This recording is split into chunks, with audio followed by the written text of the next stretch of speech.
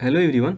तो आज हम लोग कक्षा 10 के मैथ का चैप्टर 3 स्टार्ट करने जा रहे हैं, जिसका नाम है दो चर वाले रैखिक समीकरण युग्म, जिसको इंग्लिश में बोलते हैं pairs of linear equation in two variables. तो ये एक बहुत ही इंपॉर्टेंट चैप्टर है, इसलिए इसको थोड़ा ज़्यादा ध्यान से पढ़िएगा। तो जो ये चैप्टर है इसका नाम है दो चर वाले रैखिक समीकरण युग्म। इसका मतलब जो इस एक चर वाला रैखिक समीकरण है वो हम लोग 9 क्लास में पढ़ चुके हैं। जैसे कि आप लोग पढ़े होंगे कि ये था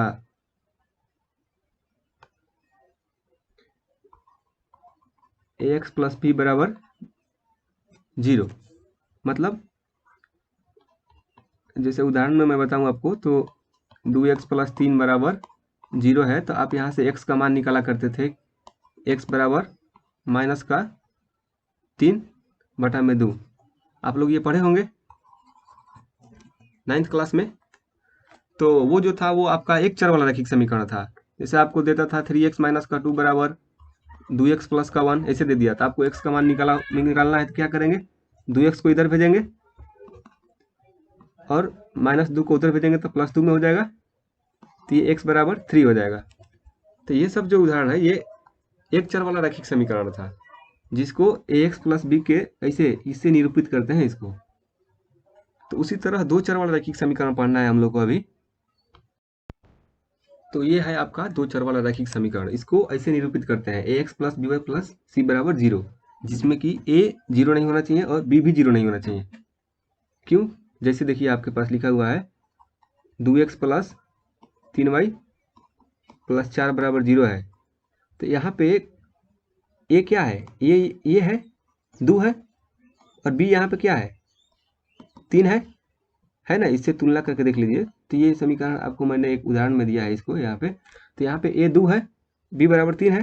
तो अगर हम लोग को ए 0 रख देंगे तो क्या हो जाएगा, ए को अगर हम लोग 0 रख देंगे तो 0 गुणे एक्स प्लस 3y प्लस 4 बराबर 0। देखिए एक 0 रखा था, ये 0 में x में गुना होगा, पूरा 0 बन जाएगा ना।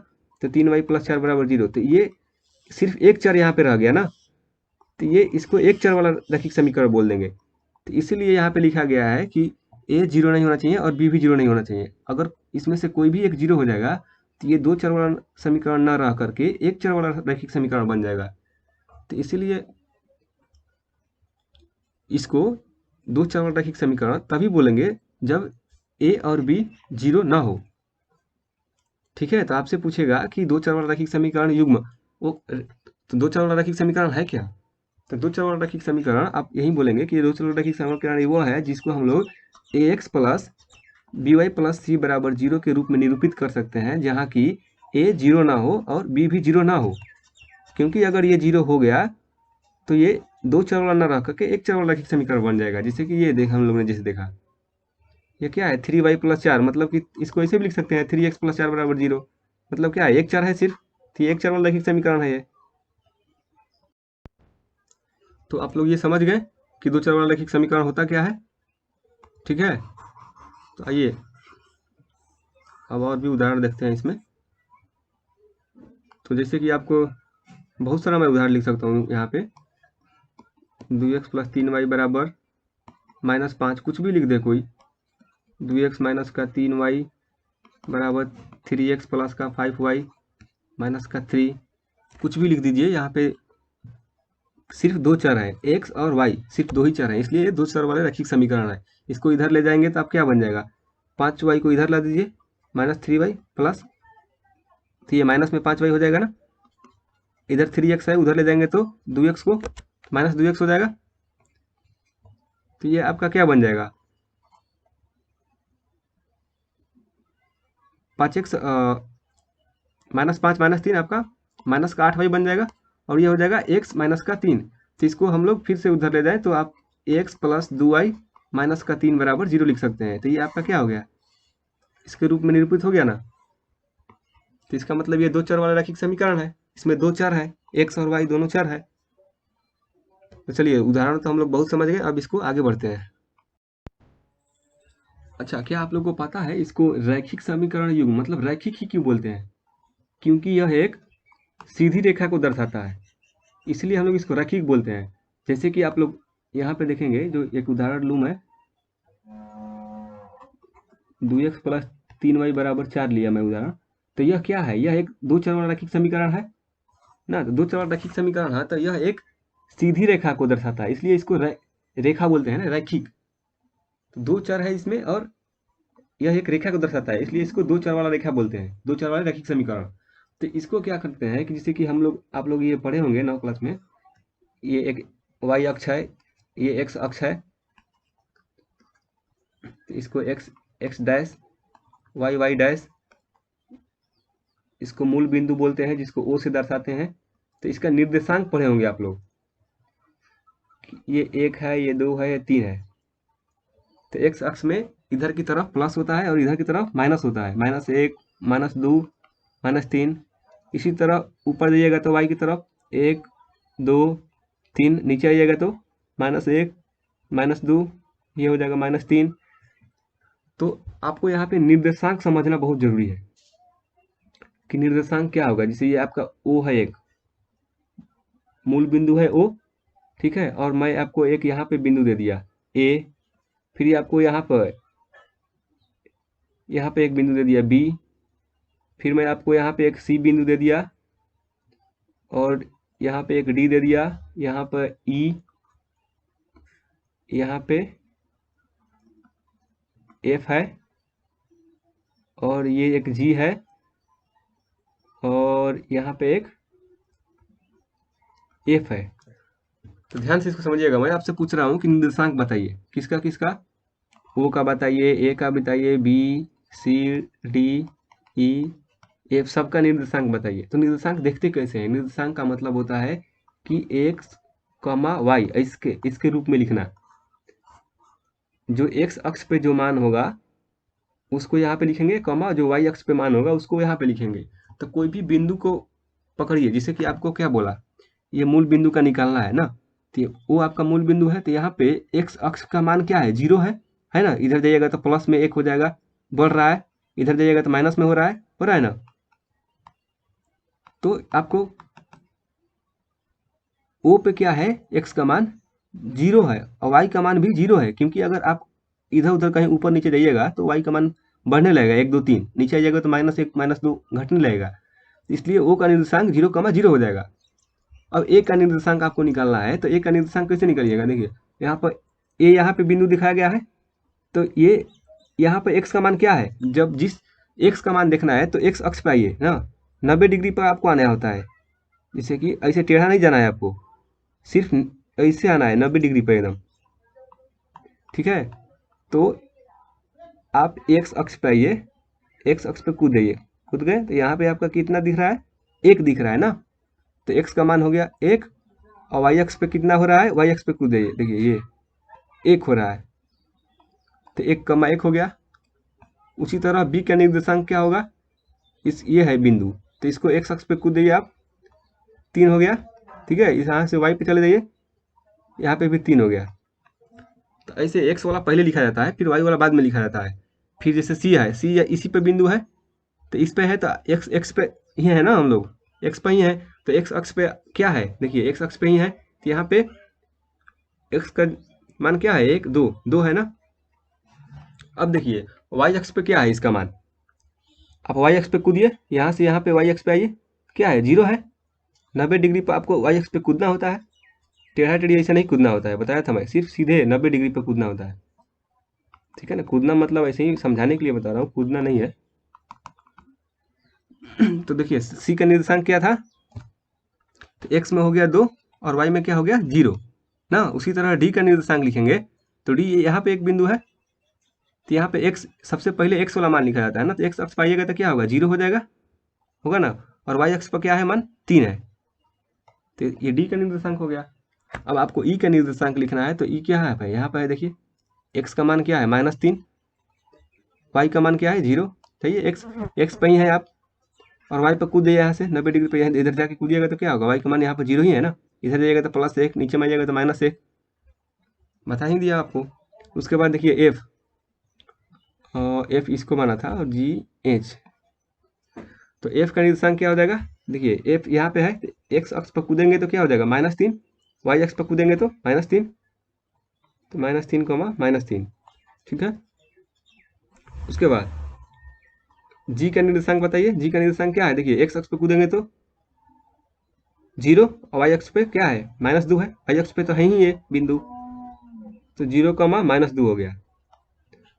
अब अंतिम एक बता दीजिए एच का, तो वीडियो को रोक के खुद से सोचिए एच का क्या होगा। तो देखिए ये यहाँ से एक्स अक्ष पे कूदिए तो क्या हो जाएगा? +2 ना, और वाई में क्या है?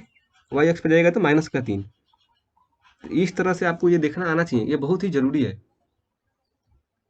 यहाँ से आपको समझाऊंगा कि इसका असली मतलब क्या होता है। ये जो आपको जो ये समीकरण दिया हुआ है इसका मतलब क्या है। तो ये जो आपका ये समीकरण है 2x + 3y = 4, या फिर आप इसको बोल सकते हैं ax + by + c = 0। ये तो मतलब एक जनरल है ना, ये तो इसको दर्शाने का, एक निरूपित करने का वे है, मतलब ऐसे हम लोग दर्शाते हैं इसको। लेकिन एक्चुअल में क्या है कि जैसे कि एक आप उदाहरण ले लीजिए 2x + 3y = 4, तो ये दर्शाता क्या है? यह एक रेखा है, मैं आपको बोला था ये रेखा है। तो आइए इसको मैं आपको बताता हूँ। यह आपका x अक्ष होता है, x डैश, y डैश होता है ना, ये आपका मूल बिंदु होता है। तो इसमें क्या होता है कि जो आपका ये सीधी रेखा है यह इधर में बनेगा। देखिए इसमें आप x का मान रखिए, कुछ इस समीकरण में x का मान रखिए, तो x का मान 0 रखिए। तो x का मान जब 0 रखेंगे इस समीकरण में तो y का मान क्या आ जाएगा? x रखिए 0, तो y का मान क्या होगा? मैं आपको इधर में निकाल के दिखाता हूँ।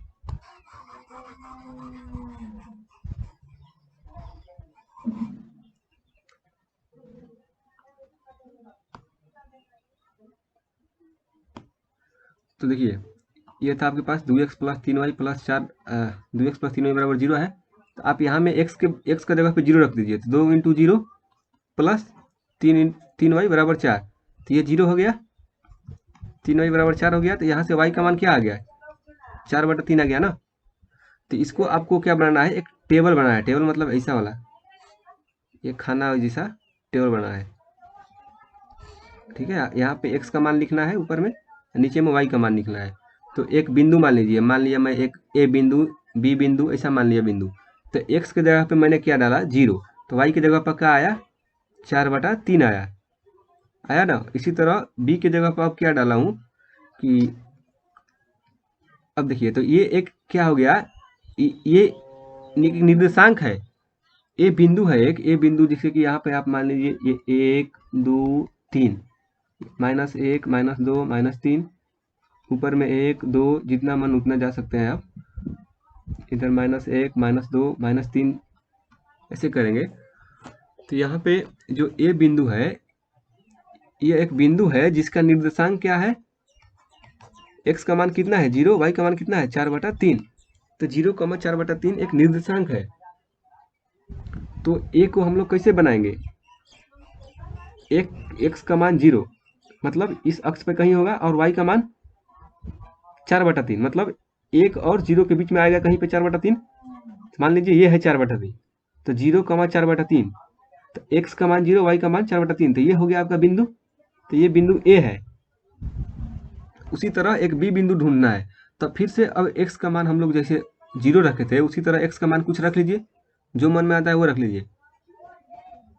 तो मान लीजिए इसमें अब y का मान रखा, मैं y का मान 0 रख दिया। तो y का मान 0 रख दिया, तो x का मान क्या हो जाएगा? 2x + 3 × 0 = 4, मतलब कि 2x = 4 हो गया, तो x = 2 आ गया। मतलब जब y का मान हमने 0 रखा तो x का मान कितना आया? 2 आ गया ना। इसलिए b एक बिंदु है जिसका निर्देशांक क्या हो गया? 2, 0, x का मान 2, y का मान 0। तो अब उसको भी इधर बनाइए, ठीक है। तो हम लोग उसको भी इधर बनाएंगे। तो x का मान ये हो गया आपका 2 और y का मान 0। देखिए ये बिंदु हो गया आपका, x में आप बढ़ते गए 2 और y में 0, मतलब कि यहीं पर रहेंगे, ठीक है। तो ये आपका क्या हो गया? b बिंदु हो गया। अब जब भी आपको 2 बिंदु मिल जाएगा तो 2 बिंदु को मिलाने से एक सीधी रेखा बनता है। आप 6-7 क्लास में पढ़े होंगे ये, कि 2 बिंदु रहेगा तो उसको मिलाने से एक सीधी रेखा बनेगा। तो ये दोनों बिंदु को मिला दीजिए, ए और बी दोनों आपको बिंदु मिल गया। तो इन दोनों को सीधी रेखा से स्केल लेकर मिलाइएगा तो एक सीधी रेखा मिल जाएगा। और यही रेखा जो है यही दर्शाता है 2x प्लस 3y बराबर 4 को। तो जो हम लोग जिसको बोलते हैं ना कि एक दो चर वाला रैखिक समीकरण है ax plus by plus c बराबर 0, ये एक रैखिक समीकरण है। क्यों है देखिए, ये अब आपको समझ में आया होगा, क्योंकि यह एक सीधी रेखा को दर्शाता है, इसलिए इसको रैखिक समीकरण बोलते हैं। ठीक है, तो यह एक सीधी रेखा हो गया। इसी तरह आप बहुत सारा बना सकते हैं। देखिए और भी हम लोग जैसे कि एक उदाहरण देख सकते हैं। देखिए जैसे कि आपके पास है x माइनस का y बराबर 1 है, तो इसको कैसे बनाइएगा। सबसे पहले आपको मैंने क्या बोला कि एक खाना बनाइए, ठीक है। ये x हो गया और यहाँ पे y का मान लिखना है। तो आसान तरीका में हम लोग क्या करते हैं ना, एनसीईआरटी किताब में भी आपको लिखा होगा y बराबर यहाँ पे लिख देगा, जैसे कि यहाँ से y का मान निकाल लीजिए। तो ये x है, तो ये माइनस में है y, तो उधर भेज दीजिए, प्लस में हो जाएगा, और 1 को इधर ला दीजिए। हाँ, तो x माइनस का 1, तो y बराबर क्या हो जाएगा यहाँ पे x माइनस का 1। अब क्या कीजिए, x की जगह पर 0 डालेंगे तो क्या हो जाएगा, x की जगह पर 0 डाल के देख लीजिए यहाँ पे, तो 0 माइनस 1, तो माइनस 1 हो जाएगा। फिर उसी तरह x की जगह पर क्या डाल दीजिए, 1 डाल दीजिए, तो 1 माइनस 1, y बराबर क्या हो जाएगा, 1 माइनस 1 0 ना। तो और भी बिंदु यहाँ पे जितना चाहे ना आप इतना उतना ले सकते हैं, लेकिन हम लोग 2 ही लेते हैं। क्यों, क्योंकि हम लोग जानते हैं कि सिर्फ अगर मेरे को 2 बिंदु मिल गया तो वहाँ से मैं एक सीधी रेखा बना सकता हूँ। 2 बिंदु को मिलाने से एक सीधी रेखा बनता है, हम लोग जानते हैं। तो इसलिए मान लीजिए ए बिंदु है, बी बिंदु है, सी बिंदु है, डी बिंदु, जितना चाहे उतना बना सकते हैं, लेकिन हम लोग यहाँ पे 2 ही लेकर बनाते हैं। ठीक है, तो इसमें मान लीजिए मैं 4 लेकर बना रहा हूँ। ठीक है, तो यहाँ पे सी की जगह मान लीजिए एक्स की जगह पर मैंने फिर से 2 रखा, तो 2 रखेंगे तो ये 2 माइनस 1 कितना आ गया, वाई बराबर 1 आ गया। 3 रखेंगे तो ये 2 आ गया। ठीक है, तो अब इसको ग्राफ में बनाना है। ठीक है, तो ये मान लीजिए आपका एक्स अक्ष हो गया, X X dash, Y Y dash. ठीक है, तो ये मान लीजिए 1 2 3 4 जितना चाहे उतना बना सकते हैं। मैं आपको पहले ही बता देता हूँ, ये मूल बिंदु होता है जिसका ओ होता है, 0,0 निर्देशांक होता है ना, 0 से ही शुरुआत करते हैं ना हम लोग। -1 -2 -3 माइनस का 4 -1 -2 माइनस का 3 माइनस का 4। तो देखिए, तो यहाँ पे आपको अब बनाना है, बिंदु को दर्शाना है। यहाँ पे कैसे दर्शाइएगा, आपका ए जो बिंदु है उसका निर्देशांक क्या है, 0,-1 ना। ए का निर्देशांक है 0,-1। मैं बोला था आपको एक्स का मान पहले लिखा था है, वाई का मान बाद में। 0,-1 हो गया ए का निर्देशांक। बी का निर्देशांक क्या हो गया, इसे बी का निर्देशांक हो गया 1,0। सी का निर्देशांक क्या होगा 2,1। डी का निर्देशांक क्या हो 3,2 ना। सिर्फ 2 बिंदु के मिलाने से काम हो जाएगा हम लोग का ना। तो आप लोग को परीक्षा में सिर्फ 2 ही बनाना है, ये दोनों की जरूरत नहीं है, लेकिन मैं आपको बना के दिखाना चाहता हूँ कुछ। देखिए जैसे कि आपको यहाँ पे ए को दर्शाना है ना, 0,-1 मतलब एक्स पे 0 होना चाहिए, वाई पे -1 होना चाहिए। तो ये एक्स अक्ष है, इस पे 0 होना चाहिए, मतलब यहाँ पे होना चाहिए ना। इधर से इधर जाइएगा तो बढ़ जाएगा, इधर आइएगा तो भी घट जाएगा मान। तो इधर उधर जाना नहीं है, सिर्फ आपको कैसे चलना है, अब इधर चलना पड़ेगा ना, ऊपर नीचे चलना पड़ेगा। ठीक है, तो एक्स तो 0 हो गया और वाई -1 मतलब ये है वाई में -1। तो एक्स में 0 वाई में -1, तो कहाँ पे मिलेगा, इधर आइए। तो ये हो गया आपका बिंदु ए। क्यों हो गया, क्योंकि देखिए ए बिंदु है जो हम लोग को क्या करना है, एक्स को तो 0 लेना है ना। तो एक्स 0 कब होगा, इसी अक्ष पे होगा ना, इसी पे होगा। ऊपर जाइएगा तो भी तो मतलब ऊपर जाइएगा तो वाई का मान बढ़ता है, नीचे जाइएगा तो वाई का मान घटता है, इधर जाइएगा तो एक्स का मान बढ़ता है, इधर जाइएगा तो एक्स का मान घटता है। तो एक्स का मान 0 कब रहेगा, जब आप इधर भी ना जाए इधर भी ना जाए, सिर्फ यहीं पे रहें, या फिर ऊपर जाए या फिर नीचे जाए ना। तो मतलब कि एक्स को 0 रखना है, वाई को -1, तो नीचे आना है ना। एक्स 0 रहेगा, वाई -1 हो जाएगा। तो इसलिए हम लोगों ने ऐसा किया। ठीक है, तो आपका ए आ गया, ये हो गया आपका ए। अब बी क्या होगा, x1 और y 0। तो x में 1 ये है, y में 0 ये है, तो ये दोनों को मिलाएंगे, मतलब यहाँ पे रहेंगे। ठीक है, ये आपका y में 0 हो गया। y में 0 मतलब कि आपको ऊपर नीचे नहीं जाना है। अब y का मान ऊपर जाएगा तो बढ़ जाएगा, नीचे जाएगा तो घट जाएगा, यहीं पर आना है। अब x में इधर आके बढ़ जाइए आगे, 1 हो गया। तो ये बी बिंदु मिल गया। अब दोनों बिंदु को मिलाइएगा आप, तो एक सीधी रेखा बन जाएगा। ये दोनों बिंदु को मिला देंगे तो क्या हो जाएगा, आपका एक सीधी रेखा बन जाएगा। और ये रेखा क्या दर्शा रहा है, वही है जो ये x माइनस का एक बराबर x माइनस का y बराबर एक था ना, यही है, इसी का समीकरण है ये। तो ये लाइन का समीकरण है x माइनस का y बराबर एक। तो ये आप अब समझ चुके हैं।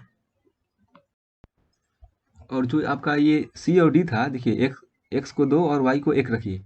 x को 2 रख दीजिए ना, x ये 2 हो गया, y में 1, मतलब ऊपर जाना पड़ेगा आपको, तो y में 1 ये हो गया, x में 2 y में 1, आप यहीं पे मिलेगा आपको।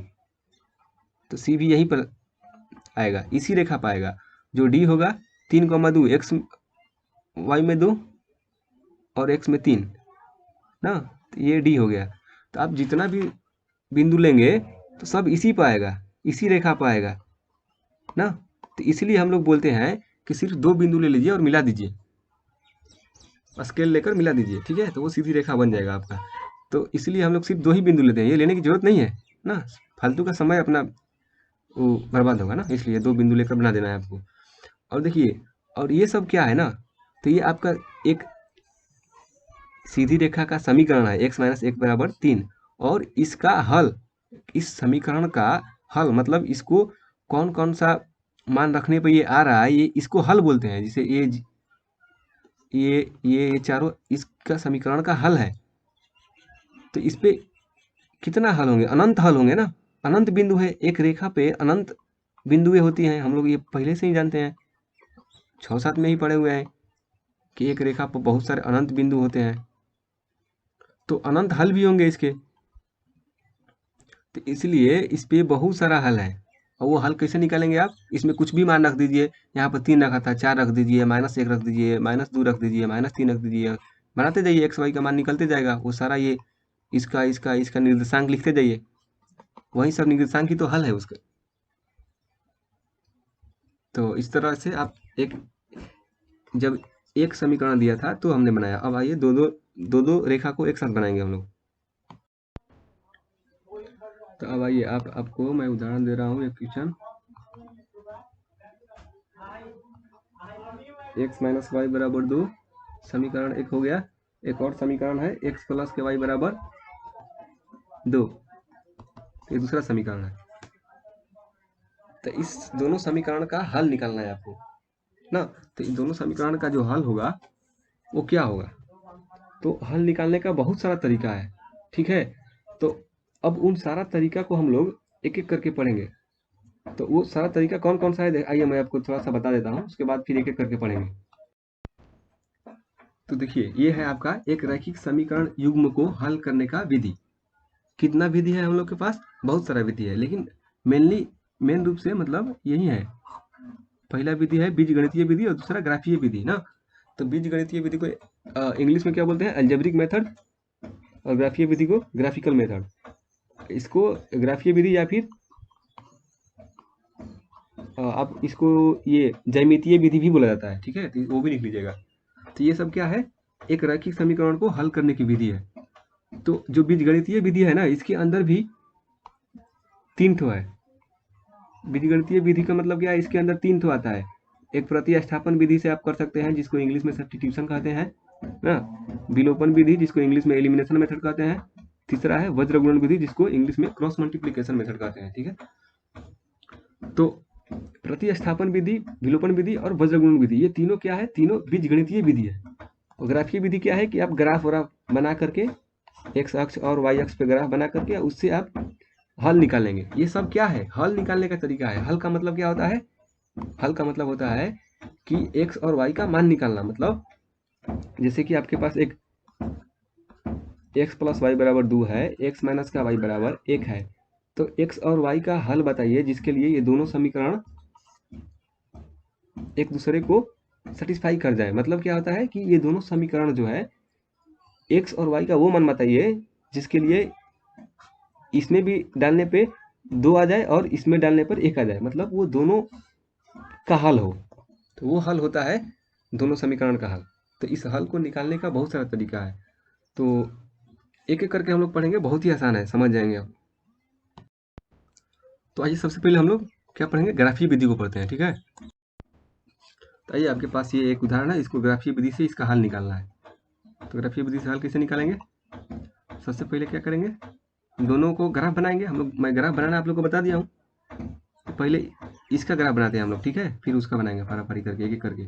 आइए पहले इसका बनाते हैं। x माइनस वाई बराबर 2 है, तो y बराबर क्या हो जाएगा, x, 2 को इधर ला दीजिए, मैं बोला था ना y का पहले मान निकाल लीजिए, ये हो गया y बराबर। तो इसको अब क्या बनाइए, इसे टेबल जैसा बनाइए, खाना टाइप का, ठीक है। तो यहाँ पर लिखिए x और एक लिखिए y ना। तो y बराबर क्या हो गया आपका, x माइनस का 2 आ गया ना, ठीक है। तो y को x माइनस 2 रख दिए। अब क्या किया हम लोग कि x का मान रखेंगे कुछ, x का मान मान लीजिए मैंने इसमें क्या रख दिया, अब इसी में रखेंगे। x का मान क्या रख दिया, 0 रख दिया, ठीक है। तो y का मान क्या आ जाएगा, देखिए यहाँ पे 0 रखिए, 0 माइनस 2 हो जाएगा। अब x का मान जब 1 रखेंगे तो y का मान क्या हो जाएगा, 1 माइनस 2, मतलब 1 माइनस 2 क्या हो जाएगा, -1 हो जाएगा, ठीक है। तो इसको मान लीजिए आप a बिंदु है, इसका मान लीजिए b बिंदु है। तो a का निर्देशांक क्या हो गया, a का निर्देशांक हो गया 0, -2 और b का निर्देशांक हो गया 1, -1 ना। x का मान पहले आता है, ठीक है। तो उसी तरह दूसरा वाला देखिए, दूसरा वाला क्या था, दूसरा वाला था कि x प्लस वाई बराबर 2 था ना, दूसरा समीकरण। तो यहाँ से y का मान निकालेंगे तो क्या आ जाएगा, y को प्लस में रखना होता है ना। तो y बराबर क्या हो जाएगा, उधर भेज दीजिए x को, 2 माइनस का x बन जाएगा ना। तो फिर से ऐसा बनाइए, ठीक है, x मान लीजिए और y बराबर क्या हो जाएगा, 2 माइनस का x। अब x का मान क्या रखिए, 0 रख दिए, तो क्या आ जाएगा, 2 माइनस का 0, इसमें 0 रखिएगा x का मान, तो y बराबर क्या आ जाएगा, 2 माइनस का 0 2 हो जाएगा, ठीक है। जब x का मान 1 रखिएगा तो y का मान क्या आ जाएगा, 2 माइनस का 1 आ जाएगा ना। तो इसको मान लीजिए c बिंदु, इसको d बिंदु। तो c का निर्देशांक क्या आ गया, 0,2 और d का निर्देशांक क्या आ गया, 1,1, ठीक है। तो आप सबका निर्देशांक मिल गया। अब पारा एक एक करके सबको हम लोग ग्राफ पे बनाएंगे। ये ग्राफ कैसे दिखाते हैं मैंने बता चुका हूँ ऑलरेडी आप लोगों को, तो आपको आसान हो जाएगा। अब ये आपका y अक्ष हो गया, ठीक है, ये आपका x डैश y डैश, ठीक है। ये वो होता है जिसका 0,0 होता है, उसके बाद आगे बढ़ता है x का 1, x का 2, x का 3, ठीक है। ये -1, -2, ये -3 हो गया, ठीक है। ये y में +1, +2, +3, फिर नीचे आ जाएगा -1, -2, -3, ठीक है। आसान है इतना तक। तो उसके बाद इसको देखिए बनाना है। अब तो क्या करेंगे, ए बिंदु का निर्देशांक क्या है, 0, -2। तो x में 0 मतलब कि अब x पे आपको यहीं पे 0 होता है ना, x आगे पीछे नहीं जाना है, मतलब इधर और इधर नहीं जाना है, अब ऊपर नीचे जाना है। इधर जाइएगा तो x का मान बढ़ने लगेगा, इधर जाइएगा तो घटने लगेगा, तो ऊपर नीचे जाना है। ये तो मैं आपको बता ही चुका हूँ। तो इसलिए अब a का मान 0, सॉरी, a का निर्देशांक है 0, -2। तो क्या होगा, ये बिंदु x में 0 और y में -2, मतलब नीचे आना है y में, ठीक है। तो इधर नीचे आइएगा तो कहाँ पाइएगा, यहाँ पाइएगा। तो ये हो गया आपका बिंदु a का निर्देशांक क्या है, 0, -2 ना। उसी तरह अब ये वाला b को दिखाते हैं। b क्या हो जाएगा, 1, -1। तो x में 1, ये है x में 1 कौन सा है, ये है, ये है x में 1 ना। आगे पीछे नहीं जाना है, ऊपर नीचे जा सकते हैं, ठीक है। x में 1 ये है। अब y में क्या है, -1। तो y में -1 कौन सा है, ये है ना, y में -1, ठीक है। तो ये दोनों कहाँ पे मिल रहा है, ये हो गया। तो ये आपका b बिंदु हो गया। इसका निर्देशांक क्या है, 1, -1 ना, 1, -1 निर्देशांक है, ठीक है। वो लिखना है तो लिख लीजिए, नहीं तो छोड़ दीजिए वहाँ, ठीक है। तो ये बिंदु b हो गया। तो इसको कैसे बनाना है, फिर से एक बार बता देता हूँ कि जो 1 है, x का मान 1 है ना। तो x का मान 1 है, मतलब कि x का मान ये 1 हो गया। अब आप पीछे या फिर आगे नहीं जा सकते हैं, क्योंकि आगे पीछे जाएगा तो x का मान बढ़ने घटने लगेगा, लेकिन x का मान तो कह रहा है 1 है। तो इसलिए यही कुछ ऐसे ही जाना होगा, या तो ऊपर जाइए नहीं तो नीचे जाइए, तभी x का मान 1 रहेगा। अब y का मान -1 रखना है, तो y का मान कैसे -1 होगा, यहाँ पे -1 है। तो ऐसे आपको जाना होगा कि तो इधर जाइए नहीं तो इधर जाइए। तो ऊपर नीचे जाइएगा तो y का मान फिर घटने लगेगा ना, 0, -2 की तरफ जाने लगेगा, लेकिन y का मान कितना लेना है, -1 रखना है। इसलिए आपको यही रखना है सिर्फ। तो ये हो गया, और दोनों कहाँ पे मिल रहा है, ये, इसलिए यही हो गया बी बिंदु, ठीक है। अब आप समझ गए होंगे, आसानी है, ज़्यादा भारी नहीं है, ठीक है।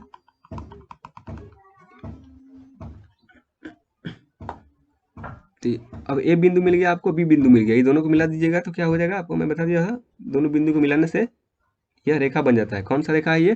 पहला वाला था ना, अभी तो ये पहला वाला बनाया हम लोग। पहला क्या था, एक्स माइनस का वाई बराबर 2। ठीक है, अब उसी तरह आइए इसको बनाते हैं, ये दूसरा वाला को बनाते हैं। ठीक है, दूसरा वाला क्या बोल रहा है, हाँ सी और डी को दिखाना है ना। सी का निर्देशांक क्या है हम लोग का, 0,2, एक्स में 0 वाई में 2, एक्स में 0 ये हो गया ना, ये हो गया एक्स में 0, और वाई में 2 कहाँ पे है, ये हो गया है ना। ऐसे लाइन बना के आप बना सकते हैं। दोनों लाइन कहाँ पे मिल रहा है, ये, तो ये हो गया आपका सी। और डी के लिए एक्स में 1 वाई में 1, तो एक्स में 1 क्या हो गया, एक्स में 1 ये है, ये है, ये है, और वाई में 1 ये रहा, वाई 1, दोनों कहाँ मिल रहा है, ये, तो ये हो गया आपका डी। ठीक है, तो अब सी और डी को मिला दीजिए, आपका बन गया, सीधी रेखा मिल गया। सी और डी को स्केल से मिलाइएगा। ठीक है, तो ये मिल गया। ठीक है, तो ये कौन सा रेखा है, ये रेखा है दूसरा वाला समीकरण ना, एक्स प्लस वाई बराबर 2, उसका समीकरण है दूसरा रेखा का। पहला रेखा का समीकरण क्या था, एक्स माइनस वाई बराबर 2। तो दोनों का हम लोगों ने ग्राफ पे बना दिया है। तो ऐसे ही आपको परीक्षा में बनाना है। बनाने के बाद आपको ये देखिए, दोनों कहाँ मिल रहा है, यहाँ पे मिल रहा है ना, यही इसका हल होता है। तो ग्राफीय विधि से पूछेगा आपको हल निकालिए, तो यही बिंदु हल है, और इसका आपको निर्देशांक लिखना पड़ेगा। तो ये जहाँ मिला उसको मान लीजिए ये बिंदु ई है। ठीक है, ई बिंदु मान लीजिए आप। तो इसका निर्देशांक क्या होगा, देखिए ये 1 और 2 के बीच में है ना, कहीं पे एक्स का मान क्या है, 0 से बढ़ते जा रहा है, 1 और 2 के बीच पे है। तो मान लिया मैंने 1.5 होगा, तो 1.5 हो गया एक्स का मान ना, ई का निर्देशांक लिख रहा हूँ मैं यहाँ का। वाई का मान क्या होगा, देखिए ये 1 है और 0 है, तो 1 और 0 के बीच में मान लीजिए क्या होगा, ये कैसे निर्देशांक लिखते हैं, मैं बताया था, एक्स का लिखना है तो एक्स अक्ष पे कूद जाइए, वाई का लिखना है तो वाई अक्ष पे जाके कूद जाइए। तो 0 और 1 के बीच में होगा, तो क्या मान लीजिए 0.5 है ना। तो ई का निर्देशांक क्या आ गया, 1.5 कमा 0.5। तो ये क्या है, ये एक्स का मान है, ये वाई का मान है, तो ये दोनों क्या कहलाता है, हल है।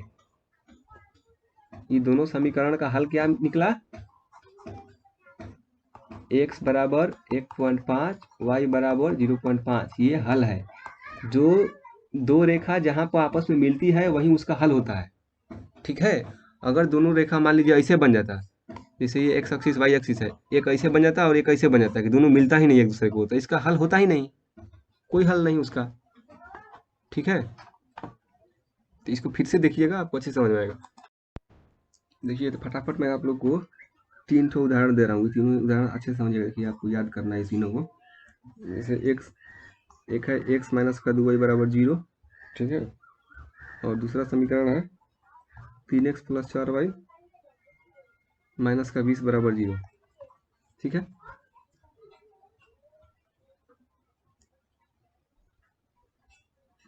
तो यहाँ पे इसको आप जब ग्राफ पे बनाइएगा ना, तो जब आपको इसको ग्राफ पे बनाइएगा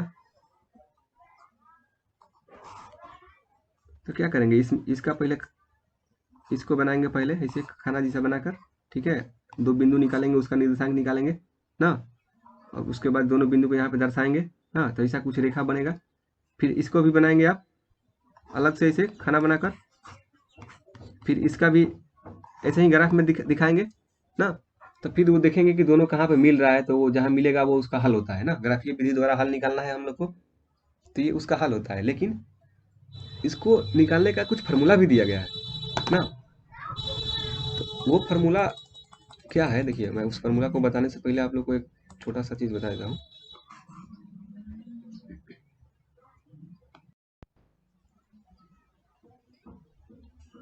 जैसे कि आपको 3 तरह का बनता है, एक तो ये बनता है कि ये एक्स एक्स हो गया और वाई एक्स हो गया। ठीक है, और एक और होगा ये एक्स अक्ष, ये वाई अक्ष, फिर ये एक्स अक्ष और ये वाई अक्ष।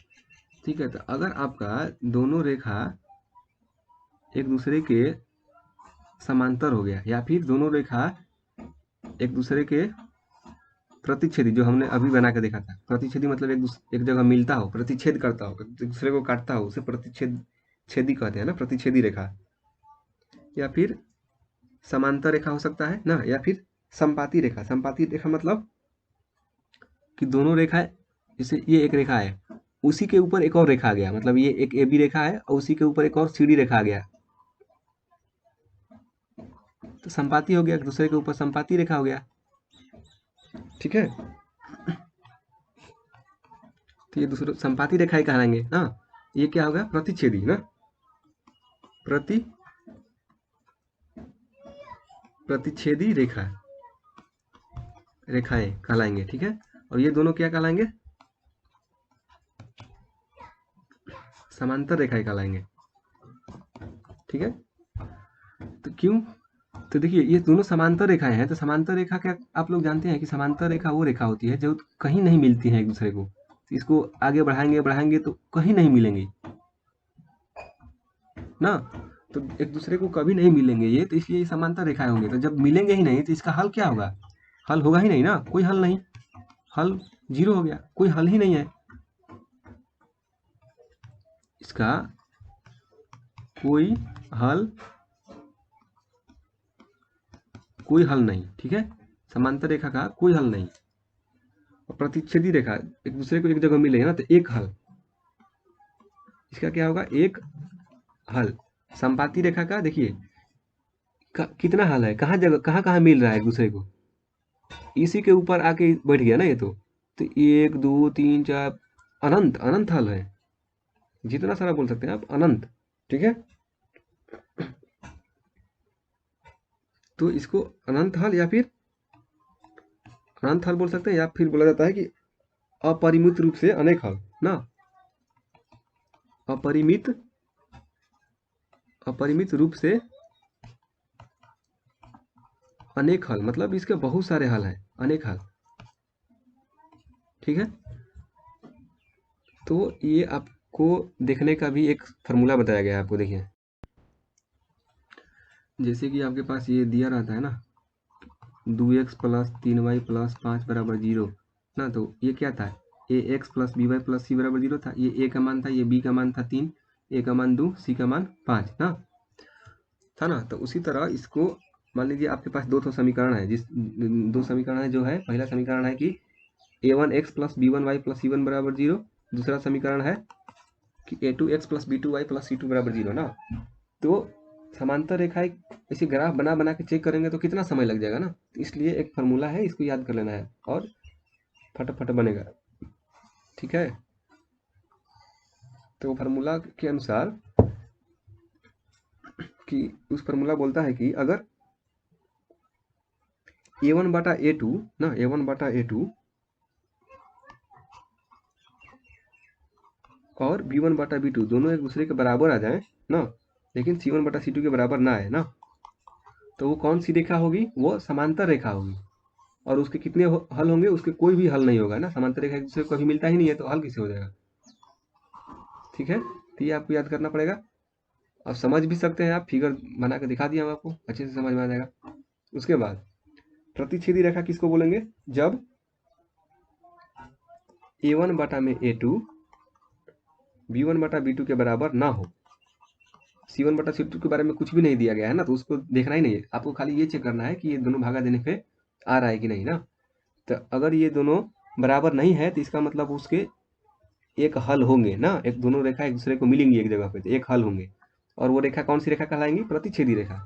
ठीक है, संपाती रेखा कौन सा होगा, संपाती रेखा वो होगा जब a1 बटा a2 तो b1 बटा b2 के बराबर होगा ही, और c1 बटा c2 के भी बराबर हो जाएगा, तो तीनों बराबर हो जाएगा, तो उस रेखा को क्या बोलेंगे, वो दोनों आपस में संपाती रेखा कहलाएंगे, और उसके अनंत हल होंगे, मतलब अपरिमित रूप से अनेक हल। ठीक है, तो ये बहुत इंपॉर्टेंट है, आपको याद रखना है। और एक और चीज़ आपको याद रखना है कि जो ये संगत और असंगत क्या होता है, संगत रेखा वो होता है जिसके हल होते हैं, जैसे ये समांतर रेखा है, इसका तो कोई हल है ही नहीं ना, हल है ही नहीं, तो ये कोई हल नहीं है ना, तो ये असंगत होगा, तो ये दोनों रेखाएं असंगत रेखाएं कहलाएंगे, जिसका कोई हल नहीं हो ना। समांतर रेखा का कोई हल नहीं होता है, इसलिए ये असंगत होगा, मतलब a1 बटा a2 b1 बटा b2 के बराबर है, लेकिन c1 बटा c2 के बराबर नहीं है, ये असंगत रेखा होंगे ना। उसके बाद इसका एक हल है तो ये संगत है। संगत मतलब कि दोनों एक संगे है ना, मतलब कि एक जगह मिल रहा है, तो एक जगह मिल रहा है मतलब संगत रेखा है। यहाँ पे भी अनंत हल था ना, बहुत सारे जगह पे मिल रहे थे ये लोग, तो अनंत हल था, तो ये भी तो हल तो है ना, तो इसलिए ये भी संगत होगा, ये भी संगत रेखा ही कहलाएंगे ना। तो ये भी आप लोग को याद रखना है ना, जिसका कोई हल नहीं है उसको असंगत बोलते हैं, और उसके बाद एक हल हो चाहे दो हो चाहे अनंत हो कितना भी हल हो तो वो सब संगत रेखा ही कहलाएंगे ना, क्योंकि एक संगे हैं तभी तो एक हल मिल रहा है ना। ठीक है, तो देखिए मैं आप लोग को 3 गो क्वेश्चन लिख के यहाँ पर तैयार कर दिया हूँ, आप फटाफट इसका आंसर बता दीजिए कि कितने हल होंगे ना, और ये रेखाएं संगत है या असंगत है। तो देखिए पहला क्वेश्चन करते हैं ना, ये दोनों ये रेखा है ना, एक समीकरण एक, ये एक रेखा है, ये एक दोनों दोनों एक रेखा को दर्शाता है, मैं आपको ग्राफ में बना के दिखा दिया हूँ। तो ये दोनों रेखाएं आपस में संगत है या असंगत है, ये दोनों का हल है या नहीं है, संपाती रेखा है या फिर ये समांतर रेखा है या प्रतिच्छेदी रेखा है, कुछ भी पूछेगा आप बता सकते हैं। तो सबसे पहले क्या करेंगे, इस रेखा में देखिए A1 क्या है, A1 का मान यहाँ पे एक है ना, कुछ नहीं है, तो 1 गुण x होता है, 1 होता है, तो A1 क्या हो गया, 1 हो गया, B1 क्या हो गया, -2 हो गया, C1 क्या हो गया, कुछ भी नहीं है, 0 है। ठीक है, और A2 क्या हो गया, इसमें देखिए A2 कितना है, 3 है ना, B2 कितना है, 4 है, और C2 कितना है आपको -20 है ना। तो आपको क्या चेक करना है कि A1 बटा A2, B1 बटा B2, C1 बटा C2 ना। A1 बटा A2 कितना है, 1/3 ना, A1 बटा, रुकिए 1 मिनट, A1 बटा A2 का मान कितना है, 1/3 ना, B1 बटा B2 का मान कितना है, -2/4, मतलब भागा दीजिएगा तो माइनस का 1/2 हो जाएगा। अब देखिए C1 बटा C2 निकालने की जरूरत ही नहीं है, जब हम लोग देख लिए कि A1 बटा A2 1/3 है, B1 बटा B2 -1/2, आपस में तो बराबर है ही नहीं। जब हम लोग जानते हैं कि A1 बटा A2 जब आपस में बराबर नहीं होता है तो कौन सा रेखा होता है, भुला गए, वो प्रतिच्छेदी रेखा होता है ना। A1 बटा A2 जब B1 बटा B2 के बराबर नहीं आता है, बराबर है, ये 1/3 है, -1/2 है, बराबर नहीं है, तो ये कौन सा हो गया, प्रतिच्छेदी रेखा। प्रतिच्छेदी रेखाएं हो गए दोनों आपस में, तो प्रतिच्छेदी रेखाएं होंगे मतलब इसका एक हल होगा ना, इसका एक हल है, एक हल है मतलब हल है ना, एक हल है, तो वो संगत रेखाएं कहलाएंगे, संगत रेखाएं हैं। ठीक है, उसी तरह इसको चेक कर दीजिए, फट से इसका आंसर बता दीजिए। तो देखिए इसका A1 बटा A2 मैं अब एक डायरेक्ट निकाल के दिखा रहा हूँ, खुद से कापी पर लिख के बनाइएगा। A1 बटा A2 क्या हो गया, A1 का मान 2, A2 का मान 4, 2/4 मतलब भगा दीजिएगा तो 1/2 हो जाएगा ना। B1 बटा B2 क्या हो जाएगा, B1 है 3, ये 6 कट गया, 1/2, C1 बटा C2 क्या हो गया, -9 बटा में माइनस के 18 ना, माइनस माइनस कट गया, 9 दोनों का 18, मतलब कितना आ गया, 1/2, मतलब कि यहाँ पे क्या आ गया, A1 बटा A2 बराबर है, A1 बटा A2 भी 1/2 है, B1 बटा B2 भी 1/2 है, C1 बटा C2 भी 1/2 है ना, आपस में सब बराबर है, 1/2 के बराबर है ना। तो इसका मतलब इसको कौन सा रेखा बनाते हैं, संपाती रेखा बोलते हैं ना, आपस में सब बराबर हो गए, तो संपाती रेखाएं हैं दोनों, संपाती रेखाएं हैं, संपाती रेखाएं हैं तो एक दूसरे के ऊपर रहते हैं ना संपाती रेखा, तो इसके अनेक हल होते हैं, अपरिमित रूप से अनेक हल ना, इसको क्या लिखेंगे आप, अपरिमित रूप से अनेक हल। तो हल तो है ना, हल जिसका भी रहता है वो संगत होते हैं ना, तो दोनों संगत रेखाएं हैं, अपरिमित से अनेक हल है इसका।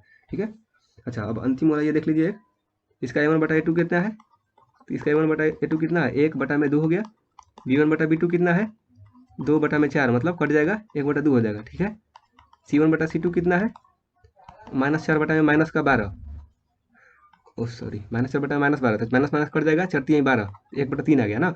देखिए A1 बटा A2 B1 बटा B2 आपस में बराबर है ना, लेकिन C1 बटा C2 1/3 है, तो बराबर नहीं है, तो A1 बटा A2 B1 बटा B2 के बराबर है, तो उसको क्या बोलते हैं हम लोग, बताया था आप लोगों को, A1 बटा A2 B1 बटा B2 बराबर आता है तो वो समांतर रेखाएं होते हैं, मतलब तो ये दोनों रेखाएं क्या हो गए, समांतर रेखाएं ना। समांतर रेखाएं होते हैं तो उनका कितने हल होते हैं, कोई हल नहीं, कोई हल नहीं, कोई हल नहीं, इसका मतलब ये दोनों रेखाओं को क्या बोल सकते हैं हम लोग, असंगत ना, ये दोनों असंगत रेखाएं हैं। ये तीनों क्वेश्चन आप लोग को समझ लेना है, तो अब इसके आगे का हम लोग अगला क्लास में पढ़ेंगे। ठीक है, थैंक यू।